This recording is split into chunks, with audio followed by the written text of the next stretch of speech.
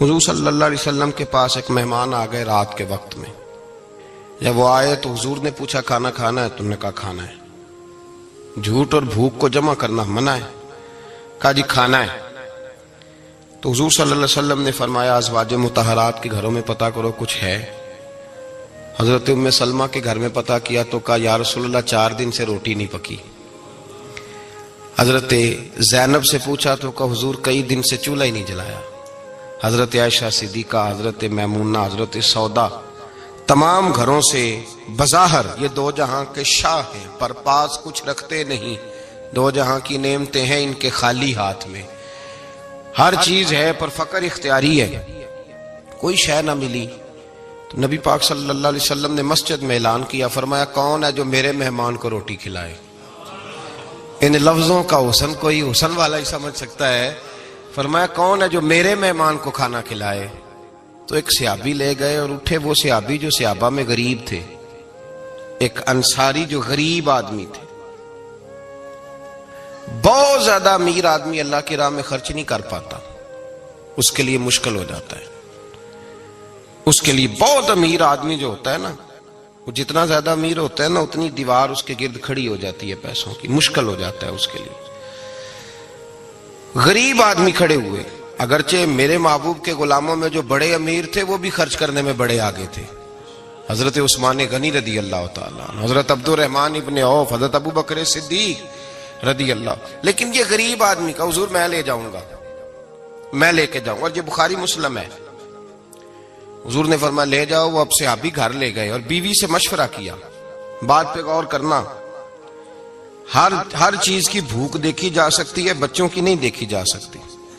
وہ انصاری حضور کے مہمان کو گھر لے گئے، جا کے بیوی سے مشورہ کیا. کہا بھلی مانس گھر میں کچھ ہے؟ تو اس نے کہا تھوڑا سا بچوں کے لیے کھانا رکھا ہے. بچوں کے لیے. بچے تو بزدل کر دیتے ہیں، بچے تو آدمی کو بزدل کر دیتے ہیں، بچے تو مار دیتے ہیں، کلیجہ پھٹ جاتا ہے بچہ بھوکا ہو تو، نیند نہیں آتی. اب صحابی اپنی بیوی سے کیا کہتے ہیں؟ کہتے ہیں بچوں کو بہلا کے سلا دے.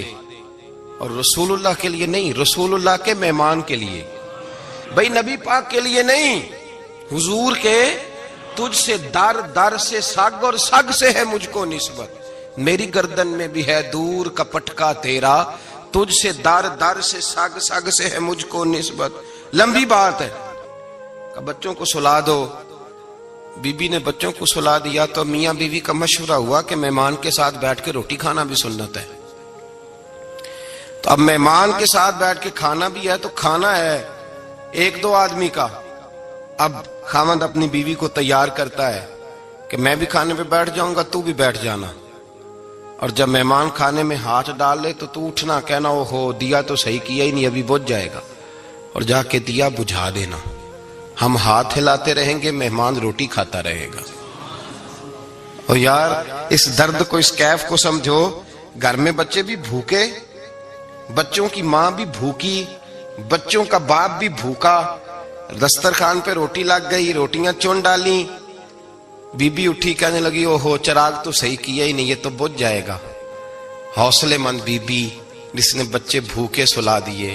تو بھوکے سوئے ہوئے بچوں کی بھوکی اماں اٹھی اور اپنے خاوند کی تابع داری میں اٹھی. میں گڈی تے ہاتھ ڈور سجن دے، وہ جنج رکھے اونج رہنا ہے.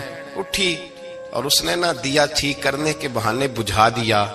مہمان روٹی کھاتا رہا اور رسول اللہ کے نوکر قربانی دیتے رہے. وہ روٹی کھا کے سیر ہو کے بستر بچھایا تو سو گیا. یہ میاں بیوی ساری رات بچوں کی طرف دیکھتے رہے اور غور کرتے رہے اور راضی رہے کہ ہم نے حضور کا فریضہ نبھایا ہے. قربان جاؤں محبوب پہ، بے خبر ہو جو غلاموں سے وہ آقا کیا ہے.